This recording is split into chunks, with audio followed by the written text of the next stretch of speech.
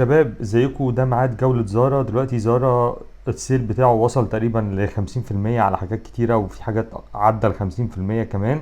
في جاكيتس عليها ديسكاونت حلو قوي. الشوز دي كمان من الحاجات اللي كانت عجباني قبل كده، دلوقتي ب 1500، يعني عليها 50%. طبعا الناس اللي هتتكلم في ان الاسعار غالية، فهي يا جماعة الفكرة ان قيمة العملة نزلت. فعشان كده النصيحة اللي دايما بقولها ابعد عن زارا في النيو كوليكشن، لان الاسعار بتبقى عالية جدا، ولما يجي يعمل سيل زي كده دلوقتي هتلاقي الحاجة بنص ثمنها. والله لو قدرنا بقى نشتري حاجة بالاسعار دي هنشتري وربنا معانا، غير كده هنشوف بقى براندات اقتصادية اكتر زي ديفاكتو وال سي وايكيكي او البراندات المصرية. طبعا اغلب البنطلونات زي ما انتم شايفين بكل الاشكال والالوان عليها ديسكاونت، بس هتلاقوا السعر غالبا الموحد اللي هو 999.